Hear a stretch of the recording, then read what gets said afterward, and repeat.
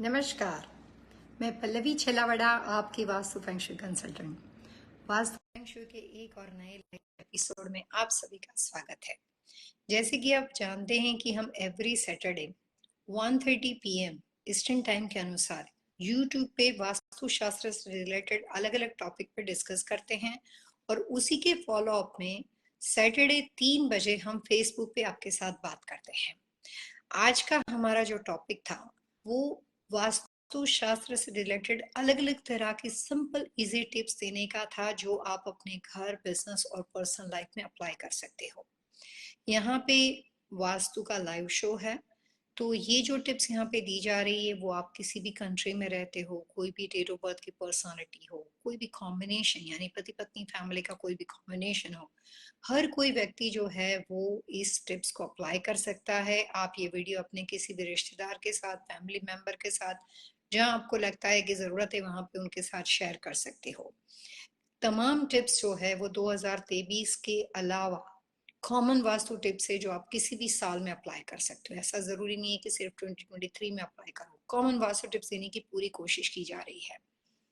वास्तु शास्त्र के अनुसार हमेशा जब हम अपने घर में सुख शांति के बारे में बात करते हैं तो हम काफी सारी चीजों को भूल जाते हैं। जैसे मैंने YouTube के ऊपर घर में पीस और हार्मनी के बारे में बात की, वास्तु शास्त्र के लिए सिंपल टिप्स, जो भी अलग अलग बिजनेस और जॉब करियर के अंदर लोग स्ट्रगल करते हैं, एजुकेशन के साथ जो कोशिश करते हैं, वो तमाम बातें हम YouTube पे बात कर चुके हैं।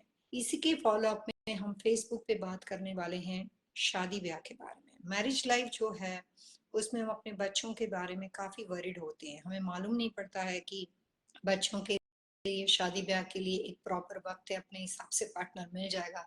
ये बात सुनने में अच्छी लगती है, बट कई बार हम उस बात को समझ नहीं पाते, और हर माता पिता अपने बच्चों के लिए वरीड होते हैं कि बस शादी जल्द से जल्द हो जानी चाहिए। लेकिन इम्पोर्टेंट होता है कि उनको राइट पार्टनर मिले, राइट टाइम पे शादी बनी रहे। शादी हो जाने के बाद वो रिश्ता जो है वो बहुत सालों साल तक उस और शांति भरी लाइफ जी सके। हमारी जरूरत ये होती है कि एक उम्र के बाद जल्दी से शादी हो जाए।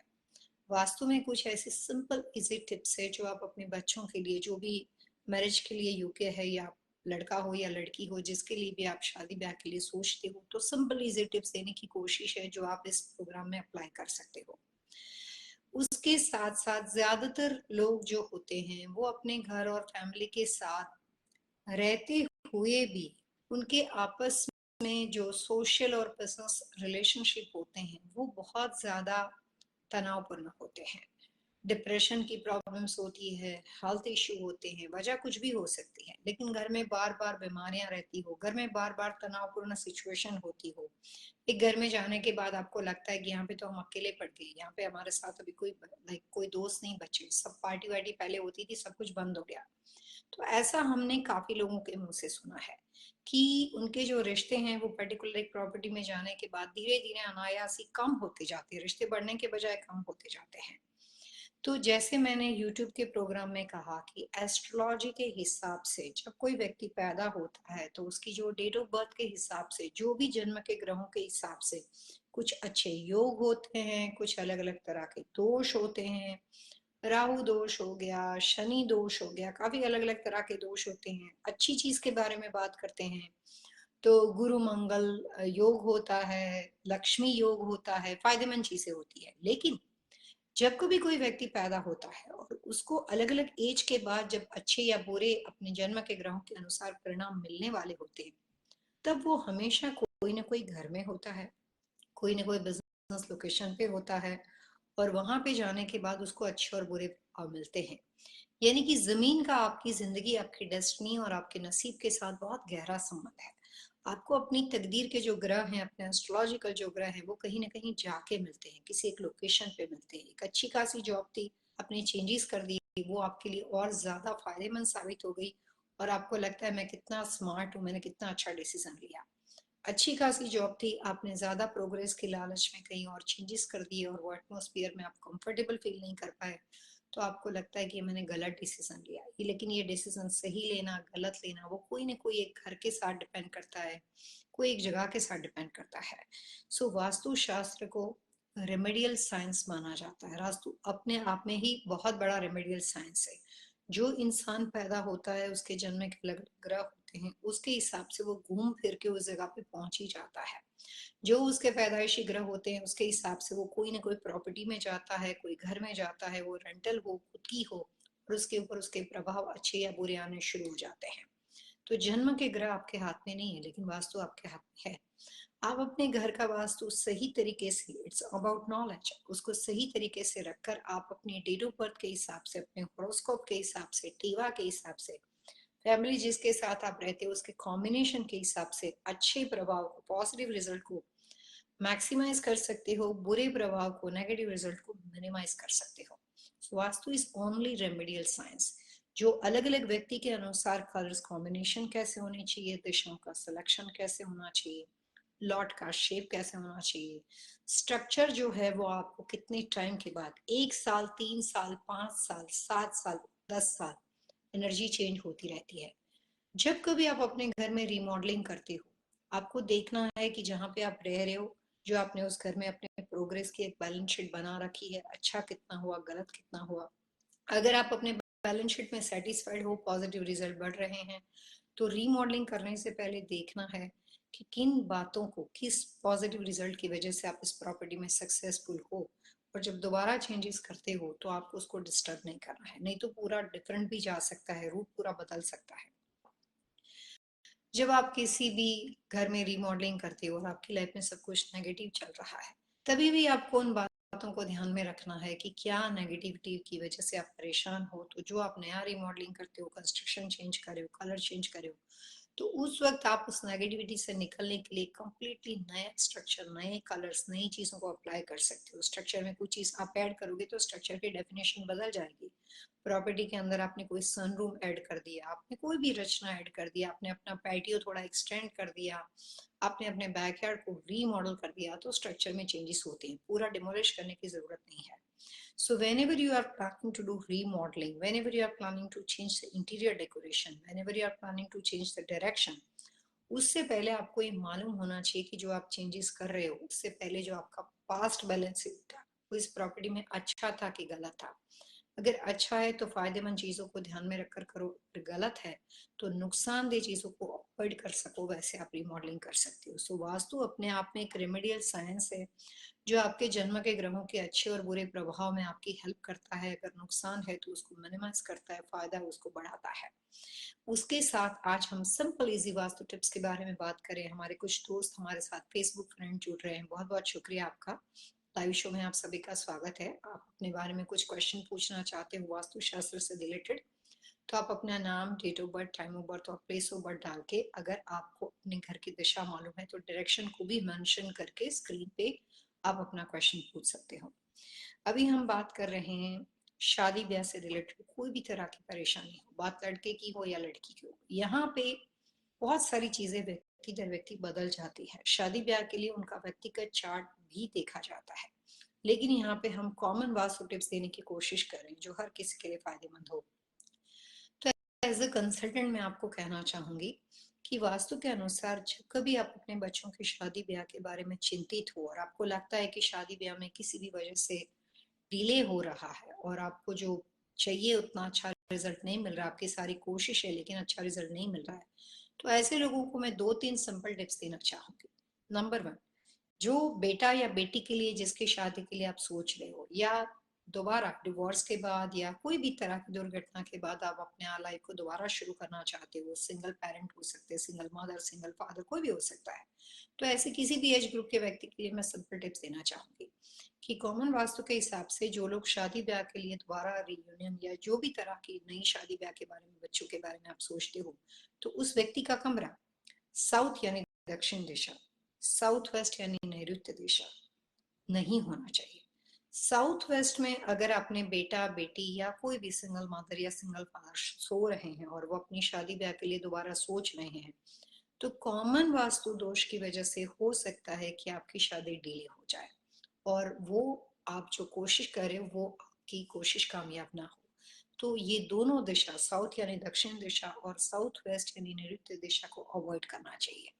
और उसी के साथ साथ मैं सिंपल टिप्स देना चाहूंगी कि अगर हम घर की बेटी के बारे में बात करते हैं, बहन के बारे में बात करते हैं, सिंगल मदर या कोई भी फीमेल के बारे में बात करते हैं तो कॉमन वास्तुशास्त्र के हिसाब से उनके लिए कमरा टेम्पररी भी चूज करना चाहिए जब तक उनकी शादी नहीं हो जाती और आपकी अपनी जो भी आपके अपने प्रयास है वो सक्सेसफुल नहीं हो जाते, तब तक आपको उनका कमरा घर का नॉर्थ वेस्ट यानी वायव्य कमरा चूज करना चाहिए। कंपास के अनुसार आपको एग्जैक्टली नॉर्थ वेस्ट समझ में आना चाहिए और नॉर्थ वेस्ट कमरे में आप कोई भी फीमेल की शादी ब्याह की कोशिश करते हो, बेटी बहन सिंगल मदर, तो वहां पे आपको पॉजिटिव रिजल्ट आ सकता है और उस दिशा में उनकी सोने की पोजीशन जो है वो ईस्ट टू वेस्ट हो सकती है या वेस्ट टू ईस्ट हो सकती है। उस दिशा में जो कमरा आपने चूज किया है उसमें कलर्स कॉम्बिनेशन में कॉमन वास्तु के हिसाब से लाइट पर्पल कलर, मचंडा कलर का उपयोग करना चाहिए और रोज पिंक। ये बात फीमेल के बारे में चल रही है। यही बात अगर हम घर के किसी मेल पर्सन के बारे में, घर का बेटा हो सकता है, छोटा भाई बड़ा भाई हो सकता है, सिंगल फादर हो सकता है, अगर उनके बारे में सोचते हैं तो उनके लिए कमरा चूज करना चाहिए नॉर्थ ईस्ट यानी कि ईशान दिशा का। नंबर वन रिजल्ट के लिए फीमेल के नॉर्थ वेस्ट और नंबर वन रिजल्ट के लिए मेल पर्सन के लिए नॉर्थ ईस्ट का कमरा चूज करना चाहिए और उनकी भी वहां पे स्लीपिंग पोजीशन होनी चाहिए ईस्ट टू वेस्ट या वेस्ट टू ईस्ट। और उनके रूम के अंदर जो आइडियल कलर कॉम्बिनेशन है वो है aqua blue and beige, aqua grey and beige. ये कलर्स कॉम्बिनेशन के आप wall paint, fabric decor, wall decor जो मर्जी चूज कर सकते हो। फैब्रिक डेकोर का मतलब होता है उनके कमरे में बेडशीट या जो भी तरह के अलग अलग तरह के छोटे मोटे कुशंस, जहां पे भी आप कर्टन के कलर्स फैब्रिक डेकोर को यूज कर सकते हो। वास्तु में बहुत सारे ऑप्शंस होते हैं, तो रेमेडियल साइंस है तो उपाय भी बहुत ज्यादा होंगे। जरूरी नहीं है कि हमारे पास नॉर्थ वेस्ट का कमरा हो और सिर्फ नॉर्थ ईस्ट का कमरा हो सकता है हमारे पास और भी सारे ऑप्शन बनते हो और नॉर्थ वेस्ट नॉर्थ ईस्ट का कमरा ना भी बनता हो, दूसरी दिशाएं हैं। तो सेकंड ऑप्शन मैं देना चाहूंगी, घर में बात फीमेल की शादी ब्याह के लिए है तो सेकंड दी बेस्ट ऑप्शन होता है साउथ ईस्ट डायरेक्शन फीमेल के लिए। बेटी हो आपकी, बहन हो, सिंगल मदर हो, तो सेकंड ऑप्शन उनके लिए होता है साउथ ईस्ट का। यही बात अगर हम घर के मेल पर्सन के बारे में करते हैं, घर के बेटे के बारे में बात करते हैं, ब्रदर के बारे में बात करते हैं, सिंगल फादर के बारे में बात करते हैं, तो उनके लिए सेकंड ऑप्शन है नॉर्थ यानी उत्तर दिशा का। ये दोनों ऑप्शन में आपको ध्यान रखना है कि अगर आपका 2 स्टोरी हाउस है तो सबसे ऊपर वाला कमरा चूज करना चाहिए। अगर 1 स्टोरी हाउस है फिर आप फर्स्ट फ्लोर को चूज कर सकते हो, कोई प्रॉब्लम नहीं, लेकिन बेसमेंट का प्रयोग नहीं कर सकते। अगर बात जब शादी ब्याह की होती है तो बेसमेंट का प्रयोग वास्तुशास्त्र के हिसाब से आइडियल नहीं माना जाता। दिशा सही होने के बावजूद भी रिजल्ट जो है वो इतना जल्दी अच्छा नहीं मिल सकता, तो कोशिश करनी चाहिए बेसमेंट को अवॉइड किया जाए। और वास्तु के हिसाब से जब सेकंड ऑप्शन में आप लड़कियों के लिए साउथ ईस्ट का कमरा शादी ब्याह के लिए चूज करते हो तो वहां पे सबसे आइडियल ऑस्पिशियस कलर माने जाते हैं deep red and beige colour. Deep red and beige का कॉम्बिनेशन करना है। बात घर के मेल पर्सन के लिए यानी कि घर के बेटे के लिए, घर के ब्रदर के लिए या सिंगल फादर के लिए यूज की जाती है नॉर्थ में, तो वहां पे कलर्स कॉम्बिनेशन में सेम वाटर एलिमेंट रहेगा, ब्लू, एक्वा ग्रीन भी यूज कर सकते हो। वहां पे सारी ऐसे कलर्स कॉम्बिनेशन जो कि ब्लू की फैमिली के साथ बिलोंग करता हो, लाइट एंड डार्क, वो तमाम कलर्स का उपयोग कर सकते हो। कलर्स और डायरेक्शन जो है वो शादी ब्याह में वास्तु के नियम के अनुसार बहुत अहम भूमिका रखती है। कुछ दिशा ऐसी होती है जहाँ पे कुछ एलिमेंट्स, कुछ फोर्सेस इतने पावरफुल होते हैं जो बहुत ही फास्ट मूवमेंट करने में आपकी हेल्प करते हैं, मूविंग करने में आपकी हेल्प करते हैं। घर बदलना हो और अगर आपकी बात ना बनती हो, शादी ब्याह के लिए बात ना बनती हो, तो वहां पे आप अपने व्यक्तिगत वास्तु के बारे में, अगर खुद की डेट ऑफ बर्थ से डायरेक्शन के बारे में नॉलेज ना हो, तो सिंपल इजी वास्तु टिप्स को अप्लाई कर सकते हो और उससे 100 में से 99 लोगों को काफी फायदा होता है। कुछ 1% ऐसे होते हैं जिनकी डेट ऑफ बर्थ के हिसाब से शादी ब्याह के योग में बहुत ज्यादा विलंबना है या शादी ब्याह के योग बनने ही नहीं है, तो 1% के अलावा अगर उस केस में आपको उनकी व्यक्तिगत डेट ऑफ बर्थ की भी आवश्यकता पड़ती है और उससे हम 100% रिजल्ट दे सकते हैं, वहां पे 100% रिजल्ट हो सकता है। लेकिन यहाँ पे कॉमन समांतर स्तर पे हम इस प्रोग्राम में बात करते हैं, तो नंबर 1 फीमेल के लिए डायरेक्शन है नॉर्थ वेस्ट, नंबर 2 डायरेक्शन है साउथ ईस्ट, नंबर 1 घर के मेल पर्सन के लिए डायरेक्शन है north east and number 2 direction है नॉर्थ। ये सिंपल इजी वास्तु टिप्स है जो आप किसी के भी साथ शेयर कर सकते हो। हमने YouTube के प्रोग्राम में काफी बार चीजों के बारे में बात की, घर के सुख शांति हार्मोनियस एटमॉस्फेयर के बारे में बात की, पति पत्नी के रिलेशनशिप में बहुत ज्यादा नोक झोंक रहती है तो उसके लिए भी सिंपल वास्तु टिप्स के बारे में बात की, फाइनेंशियली क्राइसिस के लिए वेल्थ एनर्जी को इन्हांस करने के लिए कुछ बातें की, शादी ब्याह मैरिज लाइफ से कोई भी रिलेटेड क्वेश्चन आंसर हो तो हम यहाँ पे फेसबुक पे आपके साथ बात कर रहे हैं। काफी बार ऐसा होता है कि सब कुछ बहुत अच्छा होता है, हर घर इंसान के रिलेशनशिप की तरह होता है, हर रिश्ता कुछ ना कुछ देता है। कभी कई बार कुछ बातों के लिए हम सेटिस्फाइड नहीं होते या हम उससे नाराज होते हैं। जैसे पति पत्नी के रिलेशनशिप में हस्बैंड अच्छे हैं, वाइफ अच्छी है, बहुत अच्छा एक दूसरे का ध्यान रखते हैं, सब कुछ करते हैं, लेकिन शॉर्ट टेम्पर है। तो शॉर्ट टेम्पर होना गलत हो गया, लेकिन काफी अच्छी क्वालिटी भी होती है। तो हर रिश्ता हमेशा कुछ देता है कुछ लेता है, वैसा ही प्रॉपर्टी का है। हर प्रॉपर्टी के अंदर हमेशा अलग अलग इफेक्ट आती है। कभी कोई प्रॉपर्टी में आपका फाइनेंशियल ग्रोथ ट्रमेंडस होता है, लेकिन वहां पे हेल्थ इश्यू बढ़ जाते हैं। कभी कुछ घर के अंदर आपका फाइनेंशियल प्रोग्रेस होता है, हेल्थ प्रॉब्लम्स भी कभी दिखाई नहीं देती है, आप तंदुरुस्त हो हेल्थी हो, लेकिन रिलेशनशिप डिस्प्यूट होता है। तो हर जमीन कुछ ना कुछ आपको देती है, कुछ ना कुछ आपसे कई बार लेती है। जो लोग किसी भी प्रॉपर्टी में जाने के बाद लगातार बीमार रहते हो, कुछ लोगों की डेट ऑफ बर्थ से एस्ट्रोलॉजिकल उनका डिटेक्शन चार्ट ऐसा है कि पैदाइशी बचपन से ही उनके हेल्थ इश्यू बने रहते हैं, छोटे मोटे नेगिंग बने रहते हैं और उनकी परेशानी हमेशा बनी रहती है। ऐसे तमाम लोगों को भी अपने घर के वास्तु में किसी भी उम्र के व्यक्ति की बनाओ सिंपल इजी वास्तु टिप्स आप अपने घर में अप्लाई कर सकते हो। जहाँ पे बार बार हेल्थ इश्यू रहते हो उनको मैं एक सिंपल टिप्स देना चाहूंगी कि घर का एटमॉस्फेयर हो सके उतना क्लीन और क्लटर फ्री रखना चाहिए। एनर्जी फोर्स के लिए घर में खिड़कियां खोलना, विंडो खोलना, मतलब घर के दरवाजे से एनर्जी का एक्सेस रखना, एक वीक में कभी भी घर का बैक डोर, घर का फ्रंट डोर थोड़ा सा जो आप एयर सर्कुलेशन के फोर्स को डाइवर्ट कर सकते हो, एनर्जी पूरे घर में घुमा सकते हो, तो उससे भी घर के अंदर जो नेगेटिविटी है वो निकालने के लिए आपको फायदा हो सकता है। नेगेटिव एनर्जी को निकालने के लिए भी एक्सेस चाहिए, पॉजिटिव एनर्जी को घर में एंटर करने के लिए भी एक्सेस चाहिए। तो जो भी एनर्जी फोर्स घर में ब्लॉक हो गए हैं वहां पे अगर आप एयर सर्कुलेशन देते हो तो उससे भी घर में नई एनर्जी, फ्रेश एनर्जी आती है जो आपको हेल्थ इश्यू में काफी हेल्प करती है। कुछ ऐसे रियल फ्लावर जो मुरझा चुके हैं वो हेल्थ इश्यू से परेशान लोगों के कमरे में या घर में नहीं रखना चाहिए।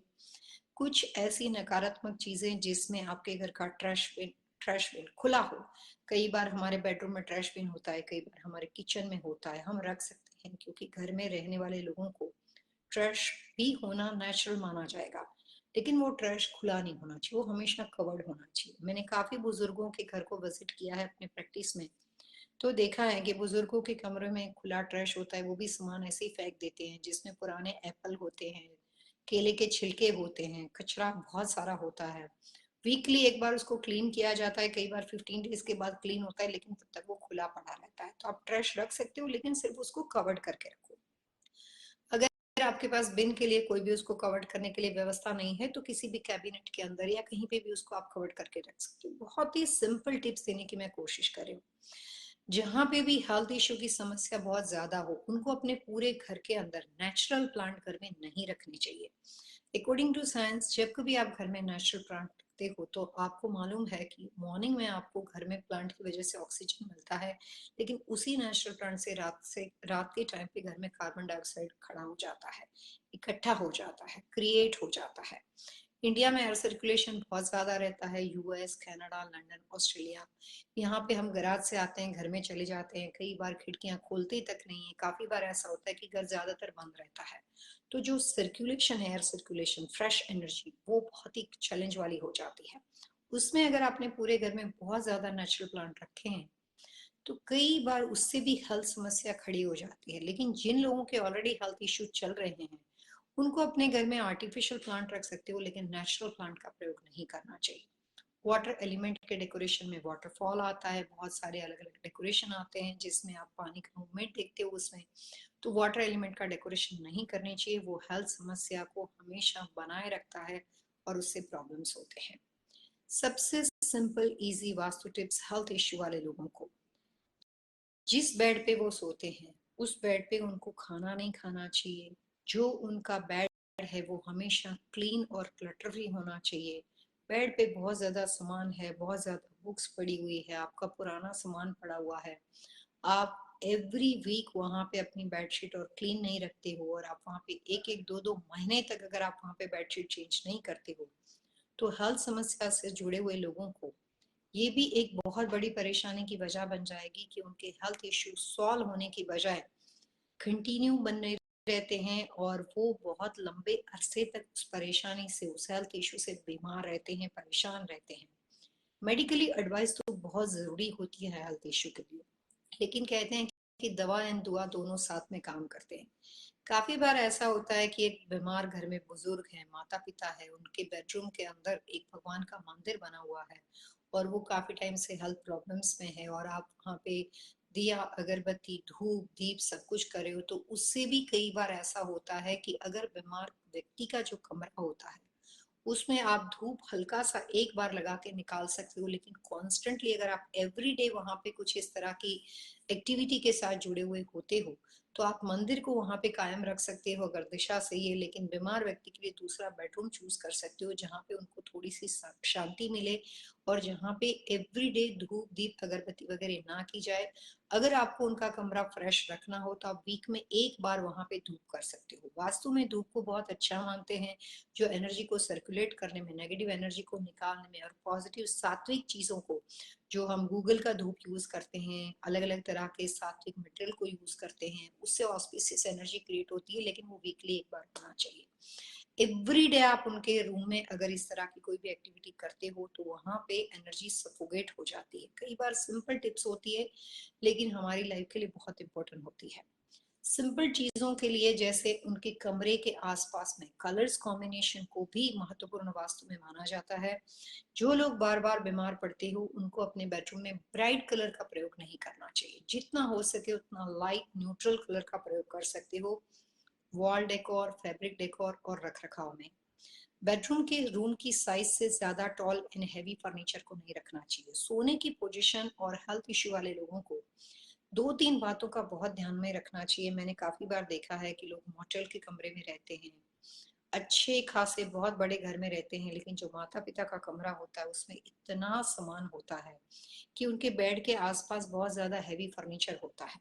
तो सोने वाले व्यक्ति के बेड के आसपास उसकी 4 फीट से ज्यादा कोई भी हाइट वाला हो, अगर आप बिल्कुल लोअर हाइट का रख सकती हो लेकिन काफी लंबा और हैवी फर्नीचर हो, वैसा कोई कैबिनेट हो, वैसे क्लोजेट हो, इंडिया का अगर है तो अलमारियां हो, इस तरह की व्यवस्था नहीं होनी चाहिए। सोने वाले के रूम की साइज के हिसाब से, जो भी कमरे की साइज हो उसके हिसाब से कम फर्नीचर होना चाहिए, और heavy furniture and tall furniture नहीं होना चाहिए। लाइट वेट हो सकता है और वो लो हाइट का हो सकता है। ज्यादा टॉल होने से आपके बॉडी का ग्रेविटेशनल फोर्स बढ़ जाता है, और जो भी तरह की परेशानी आप भुगत रहे हो उसमें आपकी बीमारियां बनी रहती है।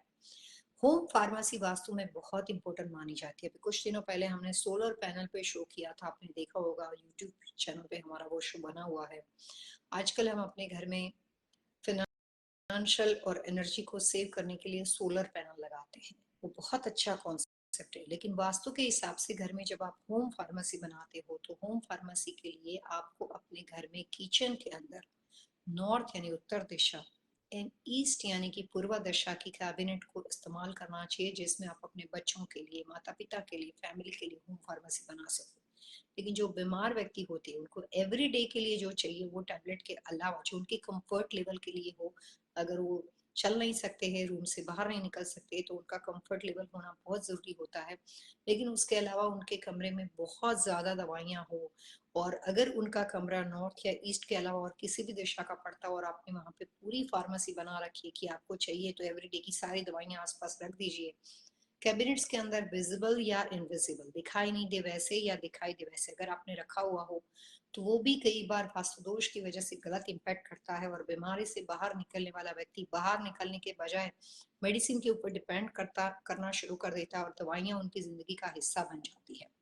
अगर वही चीज घर के बुजुर्गों के लिए या बच्चों के लिए या घर का कोई भी अन्य सदस्य अगर किचन में या कोई भी कॉमन एरिया में, कॉमन एरिया कहते हैं formal living, formal dining, family room, those और कॉमन एरिया, किसी भी बेडरूम को छोड़ के और कहीं पे भी आप अगर होम फार्मेसी बनाते हो जिसमें कैबिनेट का खुलने का फेसिंग भी टूवर्ड्स नॉर्थ हो, या वो खुद कैबिनेट अपने आप में घर की रियल नॉर्थ दिशा में या ईस्ट दिशा में पड़ता हो, तो वहां पे उस घर में रहने वाले लोगों का दवाइयों के साथ रिश्ता थोड़ा कम ही हो जाता है, बीमारियां कम होती है, हेल्थ इश्यू जो होते हैं वो कंट्रोल में रहते हैं।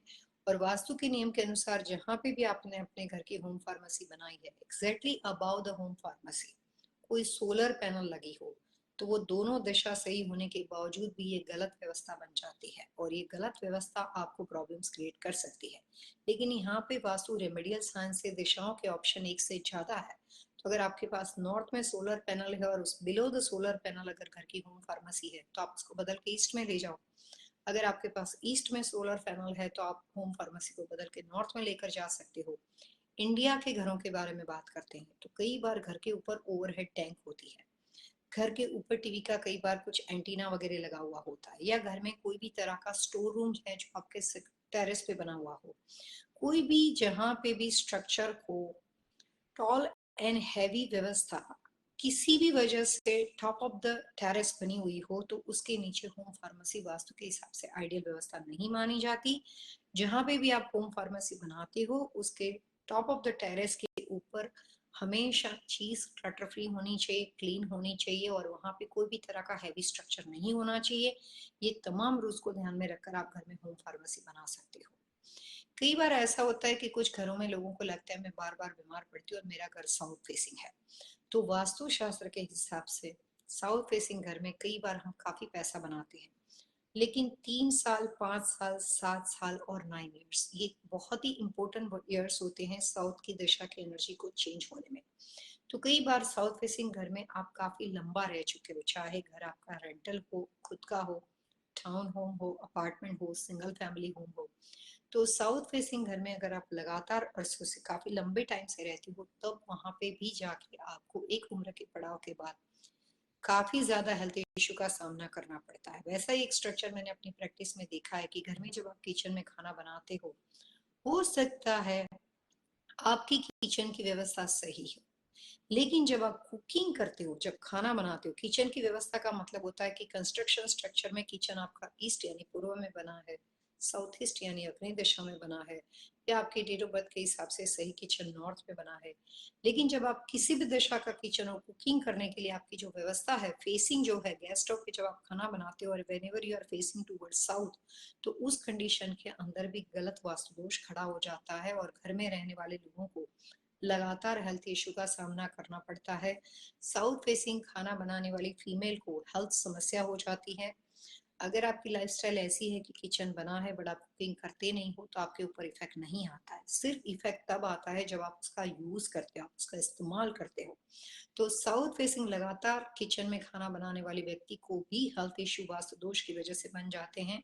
और अगर पूरे घर की व्यवस्था में किचन आपका साउथ यानी कि दक्षिण दिशा में बना हुआ हो, तो उस कंडीशन के अंदर भी हेल्थ इश्यू जो होते हैं वो वहां पे बन जाते हैं। वास्तु के नियम के अनुसार अगर आपके घर का फेसिंग टूवर्ड साउथ यानी कि दक्षिण दिशा का बना हुआ हो, तो उस कंडीशन में लगातार 1 या 2 महीने रहने से कुछ नहीं होता, बट लगातार आप 3 साल से ज्यादा यहाँ पे रहते हो, तो आपकी हेल्थ समस्या 3 साल के बाद, 5 साल के बाद, 7 साल के बाद, जितना ज्यादा रहते हो हेल्थ समस्या आपकी उतनी ज्यादा सीवियर और बढ़ती जाती है, और वहां पे लगातार हेल्थ इश्यू के सामना करना पड़ता है और परिवार उसकी वजह से कई बार स्ट्रगल करता है। कुछ ऐसी सिंपल इजी वास्तु टिप्स जो हेल्थ समस्या की वजह बनती है, वास्तु दोष की वजह बनती है, और वास्तु शास्त्र के प्रिंसिपल के अनुसार ये तमाम कंडीशन जो है वो उस घर में रहने वाले लोगों को छोटी या बड़ी हेल्थ इश्यू का सामना करना पड़ता है। डिप्रेशन आम आदमी के जीवन में बहुत बार देखा जाता है। वास्तु के अनुसार अगर आपका घर साउथ फेसिंग हो, साउथ ईस्ट का हो, साउथ वेस्ट का हो, घर में वाटर एलिमेंट का उपयोग बहुत ज्यादा हो, घर में क्लटर बहुत ज्यादा हो, और आपके घर में बेडरूम की साइज से बहुत ज्यादा हैवी फर्नीचर हो, तो उससे ग्रेविटेशनल फोर्स की वजह से बिम के नीचे बैठने की लगातार व्यवस्था हो।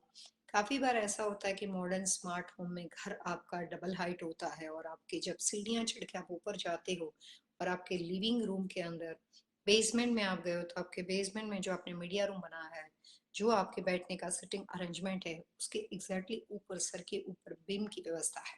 आप बेड पे सो रहे हो और आपके सर के ऊपर बीम की व्यवस्था है। आपके घर की सीलिंग में आपने कुछ ऐसे डिजाइन व्यवस्था बना रखी है जो पॉइजन एरो क्रिएट करती है, और उस सीलिंग की वजह से आपके बॉडी में ग्रेविटेशन फोर्स एक्टिवेट हो जाता है और इसकी वजह से जब आप सोते हो तो आपके कुशन से लेकर आपके सर का हिस्सा जिसके ऊपर हैवी सीलिंग आती है और उसके बाद ड्रॉप सीलिंग होने की वजह से बाकी की सीलिंग की रचना बदल जाती है। तो ऐसी तमाम व्यवस्था भी बीम और कॉलम का काम करती है।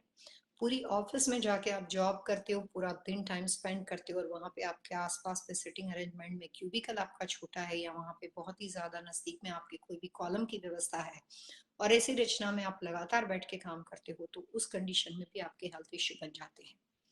अभी कुछ दिनों पहले मैं डलास टेक्सास में गई हुई थी।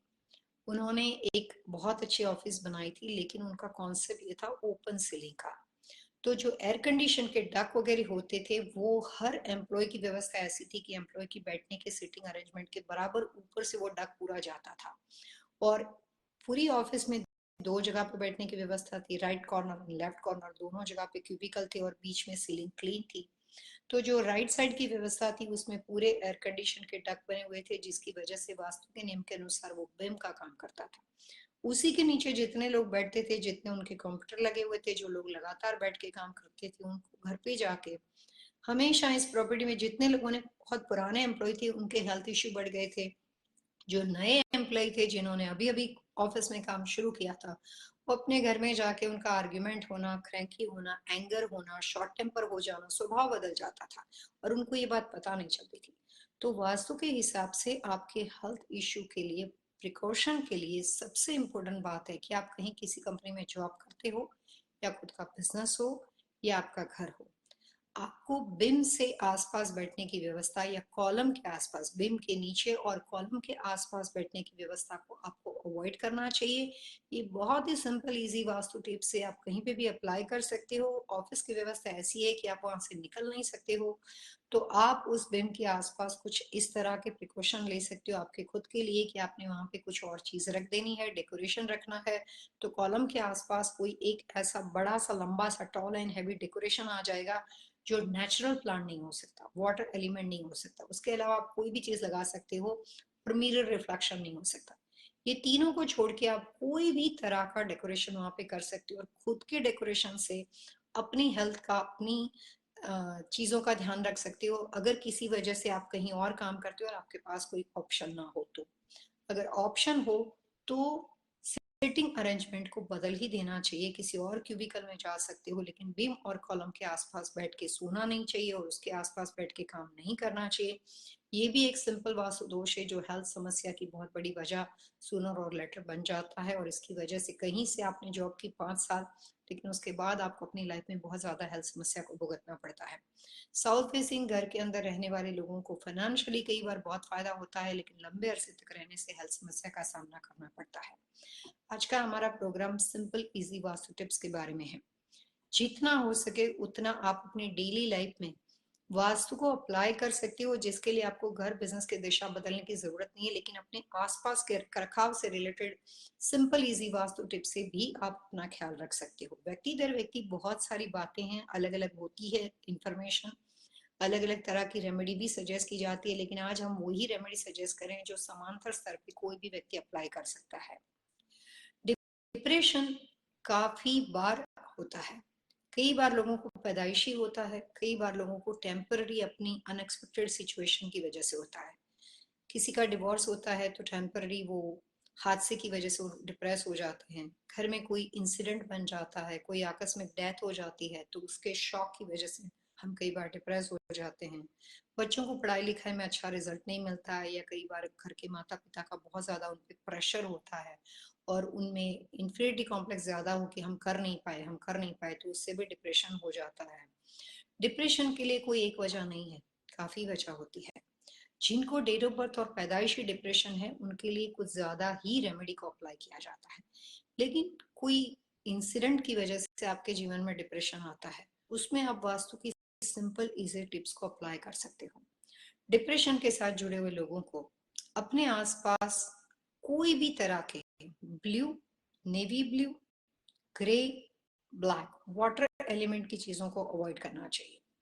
डिप्रेशन के साथ जुड़े लोगों को अपने आसपास जितना हो सके उतना नेचुरल प्लांट और उसके रख रखाव, उसके डेकोरेशन को अवॉइड करना चाहिए और साथ ही मेटल से रिलेटेड चीजें, यानी कि कोई भी तरह का डेकोरेशन जब आप डिप्रेशन के साथ और आपके आजू बाजू में मेटल का बेड है, आपने फर्नीचर चूज किया वो मेटल का है, आपके आसपास सर के ऊपर एक शैंडलियर पड़ता है वो मेटल का है, अपने आसपास में आपने कोई फ्लोर लैम्प, जो कि मेटल के फ्लोर लैम्प सबको मालूम है कि डेकोरेशन के लिए यूज किए जाते हैं, या आसपास में जाने अनजाने में मेटल के वॉल पीस लगे हुए हैं, या मेटल का डेकोरेशन बहुत ज्यादा बढ़ गया है, कंप्लीटली अवॉइड करना चाहिए। बहुत सारी सिंपल टिप्स है जिससे आप डिप्रेशन से निकल सकते हो, लेकिन अवॉइड क्या करना चाहिए वो बहुत इंपॉर्टेंट होता है। So try to avoid metal, natural plant, mirror reflection and water elements के रिलेटेड सारे कलर्स, ये सिंपल आप अप्लाई कर सकते हो, चाहे आपके डिप्रेशन की वजह कोई भी हो, किसी भी वजह से आप डिप्रेशन में हो। लाइफ किसी के लिए रुकती नहीं है, दोबारा रोटेशन में आपको आना ही पड़ेगा। जितनी जल्दी हम डिप्रेशन से निकल जाते हैं, जितनी जल्दी हम अपने आप को इस मायूसी से निकालते हैं, उतना हम अपने लिए बहुत अच्छा करते हैं, दूसरों के लिए नहीं, खुद के लिए बहुत अच्छा करते हैं। तो क्रिएटिविटी एंड पॉजिटिव एनर्जी बहुत ही इंपॉर्टेंट होती है डिप्रेशन के साथ जुड़े लोगों को। घर में माता पिता, फैमिली मेंबर कई बार हमें मोटिवेट करते हैं अच्छे शब्द का प्रयोग करके। कोई अपनी तकलीफ में है तो हम कहते हैं आप चिंता मत करो, दोबारा लाइफ वापस सेट हो जाएगी, और डिवोर्स की वजह से किसी की जिंदगी रुकती नहीं। आपने एक शब्द कहा, लेकिन वो मोटिवेशन का काम करते हैं। बहुत सारे मोटिवेशनल स्पीकर जिसकी वीडियो आप सुनते हैं, जिसकी बातें आप सुनते हैं, और कई बार ऐसा होता है कि हम उससे अपनी लाइफ को इंस्पायर कर पाते हैं। तो शब्द बहुत इंपॉर्टेंट होते हैं। डिप्रेशन साथ के जुड़े हुए लोगों को अपने घर में जितने हो सके उतने मायूसी के साथ जुड़ी चीजों को, चाहे वो म्यूजिकल चीजें हो, चाहे वो फिल्मी गीत हो, चाहे आपके आसपास के लोग नेगेटिव हो, या जहां से भी आपको नेगेटिविटी इंस्पायर करती हो कि इसके पास सुन के हमें हमेशा मेरे को दुखी होता है, तमाम रिश्ते, दोस्त, म्यूजिक अवॉइड करना चाहिए। कोशिश करनी चाहिए कि खुद के साथ डिसाइड करना चाहिए, प्रॉमिस करना चाहिए कि मैं अपने आप को पॉजिटिव रखने के लिए उन्हीं के साथ दोस्ती करूंगा जो मेरे को एक विपरीत परिस्थिति में हेल्प करते हैं। मोटिवेशनल स्पीकर को सुनना चाहिए। अपने आप को मोटिवेट करने के लिए आप खुद के साथ प्रॉमिस कर सकते हो कि मैं जितना नेगेटिविटी से दूर रहना चाहता हूँ, मायूसी से दूर रहना चाहता हूँ, उतना मुझे नेगेटिव लोगों के साथ भी दूर रखना पड़ेगा। काफी लोग ऐसे होते हैं कि ईर्ष्या, जेलस और नेगेटिविटी की वजह से या अनजाने में आपके साथ अपनी नेगेटिविटी शेयर करते हैं, जानबूझ के नहीं करते। कई बार ऐसा होता है कि वो खुद ही नेगेटिव पर्सनालिटी होती है, जिसकी वजह से वो मुंह खोलेंगे उनके साथ नेगेटिविटी की बात ही निकलेगी। तो आपको ये कोशिश करनी है कि पॉजिटिव एटमॉस्फेयर, पॉजिटिव लोग, पॉजिटिव रिश्ते एंड पॉजिटिव इन्वायरमेंट, ये बहुत जरूरी होता है डिप्रेशन के साथ जुड़े लोगों के लिए। जैसे सिंपल वास्तु टिप्स में ये बहुत महत्वपूर्ण होता है कि जो लोग डिप्रेशन के साथ जुड़े हुए होते हैं उनको कोशिश करनी चाहिए कि सिर्फ अपने घर में ना बैठे रहे, या सिर्फ अपने बिजनेस या जो भी उनका रूटीन बन चुका है उसमें उनको चेंज लानी चाहिए। अगर आपको लगता है कि मैं डिप्रेस हूँ, तो आप शॉपिंग करने चले जाओ, मूवी देखने चले जाओ, किसी दोस्त के घर में बैठने चले जाओ, किसी और को मिलो, अपने घर के विंडो खिड़कियां खोल दो। जो आपके बॉडी के आसपास का ओरा होता है उसमें धीरे धीरे करके एक प्रभाव आना शुरू होता है। एक ही एटमॉस्फेयर में जब आप रहते हो तो वो आपकी थॉट प्रोसेस को बदलने के लिए सक्षम नहीं होता है। अगर आप उस ओरा को कहीं बाहर लेकर जाते हो, दूसरे इन्वायरमेंट में लेके जाते हो, इमीडिएटली आपकी थॉट प्रोसेस बदल जाती है। आप मूवी देखने चले गए, आपके बॉडी और आपके थॉट प्रोसेस में एक नया इन्वायरमेंट आ गया, आपको अच्छा नहीं लग रहा, आपको घर के बाहर जाने की इच्छा नहीं, फिर भी आप शॉपिंग करने चले गए, आपका थॉट प्रोसेस बदल जाएगा। एक ही इन्वायरमेंट, एक ही माहौल कई बार हमारे सिस्टम को ब्लॉक कर देता है। काफी लोग बोलते हैं कि मैं एक जॉब में 35 साल तक था। अच्छी बात है अगर आप एक जॉब में 35 साल थे, लेकिन उस 35 साल में आप अपने लिए साइड इनकम की भी कोई कोशिश कर सकते हो। डिप्रेशन सिर्फ उन लोगों को नहीं होता है जो मेडिकली आपको लगता है कि ये लोग डिप्रेस है। डिप्रेशन कई बार धोखा खाने की वजह से होता है। कई बार एक ही जॉब में आप बहुत टाइम तक हो, आप चाहते हो कि कुछ और करो, लेकिन आपके अंदर एक इंफिनिटी कॉम्प्लेक्स है, डर है कि आप दूसरा कुछ करोगे फेल हो जाओगे, बार बार आपके घर के ऊपर एक रिस्पॉन्सिबिलिटी है, लायबिलिटी है, जिससे आप डरे हुए हो और दूसरी कोशिश कर नहीं पाते हो, और एक ही जॉब काफी टाइम से करते हो। मैंने काफी अपने प्रैक्टिस में देखा कि वैसे लोग भी डिप्रेस हो जाते हैं, उनको लगता है कि वो बहुत कुछ कर सकते हैं, लेकिन उन्होंने अपना सेल्फ कॉन्फिडेंस लेवल लूज कर दिया है। सो कई बार एक ही जॉब में लगातार काम करने वाले लोगों को, जहाँ पे भी उनका क्यूबिकल है, ऑफिस की व्यवस्था है, जहाँ पे वो बैठते हैं, वहां पे एवरीडे निरंतर कुछ ऐसी चीजों का उपाय करना चाहिए जो उनको पॉजिटिव चीजों के साथ जुड़े।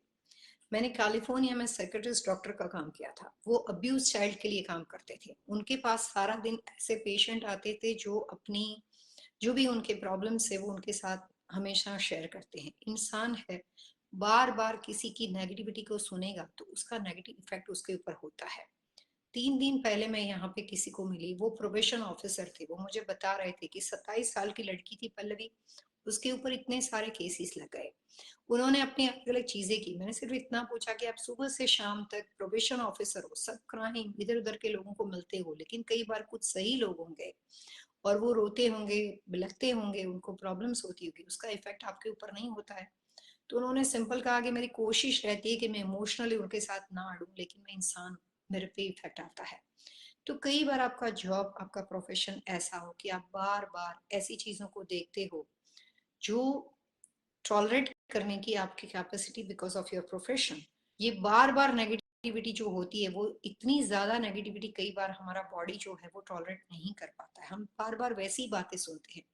तो ऐसे लोगों को अपने प्रोफेशन को कायम रखने के लिए, जस्टिफाई करने के लिए कुछ अपने आप अपने सिस्टम में चेंज करना पड़ेगा। जितना वो आसपास के माहौल से नेगेटिविटी को सुनते हैं, वो अपने आसपास पॉजिटिविटी को इतनी ही उसको क्रिएट करनी पड़ेगी। तब जाकर आप अपने प्रोफेशन में अच्छे से काम कर पाओगे। लाइफ में पॉजिटिव एंड नेगेटिव एनर्जी, वो दोनों जो है वो पार्ट ऑफ द लाइफ है। बैलेंस करने का नाम है vastu. Vastu is a balancing formula. आपके घर में अगर पॉजिटिविटी बहुत ज्यादा बढ़ जाएगी तो उस केस में भी प्रॉब्लम हो सकती है। बहुत पैसा है, बहुत फैमिली मेंबर भागा दौड़ी कर रहे हैं, सब एक दूसरे के साथ बैठ के मुंह देखने को तैयार नहीं है क्योंकि बहुत ज्यादा वेल्थी है, और उसमें रिश्ते गुम हो जाते हैं। बहुत ज्यादा नेगेटिविटी होती है, वो भी प्रॉब्लम्स करती है। घर में कोई काम नहीं, फाइनेंशियली कोई सक्सेस नहीं, सबसे हम पीछे चल रहे हैं। हमारे लिए comparative to all other people हमें लगता है कि हम कहीं नहीं पहुंच पाए, तो नेगेटिव एनर्जी बढ़ जाएगी तो भी प्रॉब्लम होगा। So vastu is a balancing formula. हर चीज तभी अच्छी लगती है जब अपने आप में बैलेंस होती है।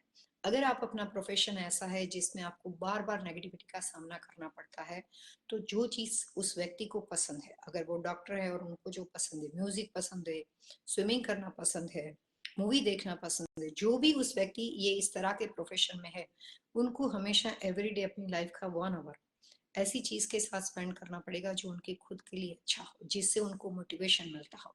अगर वो एवरीडे ये एक्टिविटी करते हैं तो अपने प्रोफेशन को जस्टिफाई कर पाएंगे, और जो भी नेगेटिविटी सराउंडिंग है उनके स्वभाव में, उनके हेल्थ इश्यू में, उनके बॉडी के ओरा के ऊपर नकारात्मक प्रभाव नहीं देती है। बहुत सारी छोटी छोटी सिंपल टिप्स है जो आप अपनी डेली लाइफ में अप्लाई कर सकते हो। आपको लगता है कि आपके हस्बैंड, आपके बच्चे, आपके माता पिता, mother in law, father in law, दोस्त बहुत ज्यादा नेगेटिव है, हमेशा नेगेटिव बात करते हैं, तो आप उनको सिंपल टिप्स भी दे सकते हो कि कोशिश करो कि जब वो नेगेटिव बात करें तब आप उनको ये कहो कि ठीक है वो बराबर है, आप ये बताओ कि आपको क्या अच्छा लगता है। तो अगर हम नेगेटिव सुनना नहीं चाहते तो हमें पॉजिटिव एटमॉस्फेयर क्रिएट करने के लिए अपने अल्फाज का प्रयोग करना है, उनको ऐसी गिफ्ट देनी है, ऐसे माहौल में लेकर जाना है ताकि उसमें सकारात्मक एनर्जी एंड पॉजिटिविटी बनी रहे। रेमेडियल चीजों के बारे में बात करते हैं। क्रिस्टल बहुत पॉजिटिव एनर्जी की निशानी माना जाता है, जिसमें ये कैपेसिटी है कि वो नेगेटिविटी को एब्सॉर्ब करता है और पॉजिटिव एनर्जी आपको देता है। आप काफी अलग अलग तरह के मेडिटेशन सेंटर, अरविंदो आश्रम पौंडीचेरी में बहुत फेमस है, वहां पे आप जाएंगे तो मेडिटेशन सेंटर के अंदर सबसे बड़ा टॉप पे वहां पे क्रिस्टल लगा हुआ है। अरविंदो आश्रम बहुत सारी अलग अलग जगह पे है। रजनीशी का आश्रम जो पिरामिड शेप में बना हुआ है। शेप एंड रेमेडियल मटेरियल बहुत पावरफुल इफेक्ट करते हैं। Dome shape and pyramid shape जो एनर्जी को बदलने में, पॉजिटिव एनर्जी को बनाए रखने में और नेगेटिविटी को डाइवर्ट करने में, नेगेटिव एनर्जी ऊपर तक नहीं जाती, उसको डाइवर्ट करने में शेप आपकी हेल्प करता है। कलर्स कॉम्बिनेशन आपकी हेल्प करते हैं। कलर्स कॉम्बिनेशन में व्यक्ति दर व्यक्ति, मेल और फीमेल के हिसाब से, हेल्थ इशू या जो भी वजह से नेगेटिविटी है उसके हिसाब से अलग अलग चीजें आती है, लेकिन न्यूट्रल कलर का प्रयोग आप कहीं पे भी कर सकते हो, और न्यूट्रल के साथ आपको कुछ ब्राइट टोन का इस्तेमाल करना पड़ेगा, दोनों का कॉम्बिनेशन मिला के यूज करना पड़ेगा। मटेरियल के अंदर क्रिस्टल के अलावा सी सोल्ट, सिंपल घर में कहीं से भी सी सोल्ट मिल जाता है, सी सोल्ट का आप प्रयोग कर सकते हो। सी सोल्ट जो है वो भी नेगेटिव एनर्जी को एब्सॉर्ब करने में आपकी हेल्प करता है और आपको एवरी मंथ चेंज करना पड़ेगा। क्रिस्टल जो है उसको भी एवरी 1 ईयर के बाद आपको सी सोल्ट से क्लीनिंग करना पड़ता है, तब जाके वो क्रिस्टल इफेक्टिव होता है। अगर आपने रख दिया आज खरीद के 2023 में और 2-4 साल तक उसको देखा नहीं, तो उसका इफेक्ट खत्म हो जाता है, क्योंकि उसको एवरी टाइम क्लीन करना पड़ता है। लाइफ में अपनी छोटी छोटी चीजें अपनी जिंदगी को बदलने में, थॉट प्रोसेस को बदलने में, अपने आप को पॉजिटिव बनाने में आपकी हेल्प कर सकती है। हमारी कोशिश पूरी यही थी कि आपको सिंपल इजी वास्तु टिप्स दी जाए, जो आप अपने घर, बिजनेस और फैमिली मेंबर, किसी भी रिश्तेदार, किसी भी दोस्त, कहीं पे भी आप ये प्रोग्राम को शेयर कर सकते हो जहां पे आपको लगता है कि इसकी जरूरत है। एवरी सैटरडे हम यूट्यूब पे अलग अलग वास्तु से रिलेटेड टॉपिक को लेकर आपके साथ बातचीत करते हैं, और 3 बजे उसी के सेकंड प्रोग्राम पार्ट 2 में हम यहाँ पे फेसबुक पे आपके साथ पिछले कुछ महीनों से बात कर रहे हैं। हमें लगातार अच्छे फीडबैक आ रहे हैं, हमें लगातार अलग अलग टॉपिक के बारे में सलाह मशवरा आपकी ओर से मिलता है। और वैसा ही हमें यहाँ पे एक अंजलि गुप्ता ने कहा था कि हमें सिंपल इजी वास्तु टिप्स देनी है और जाननी है, और उसी की बात को ध्यान में रखकर हमने आज का शो किया है। आप अगर वास्तु के बारे में कुछ और जानकारी हासिल करना चाहते हो, तो आप अपनी इंफॉर्मेशन, अपना टॉपिक, अपना सब्जेक्ट, या अपनी जो भी बातचीत के बारे में आप जानना चाहते हो, अपना कोई इंसिडेंट, अपना कोई वाकया हमारे साथ शेयर करना चाहते हो, तो आप हमें ईमेल कर सकते हो 123 वास्तु vastu@gmail.com पे। और एवरी सैटरडे हम आपके सजेस्ट किए हुए सब्जेक्ट के साथ, उस प्रोग्राम के साथ आपके साथ बातचीत करेंगे। 3 बजे फेसबुक पे, 1:30 ईस्टर्न टाइम के अनुसार यूट्यूब पे आप हमारे साथ जुड़िएगा जरूर। आज के प्रोग्राम में इतना ही। खुश रहे, सलामत रहे। एक राह और सह दशा जो जिंदगी बदल दे। नमस्ते।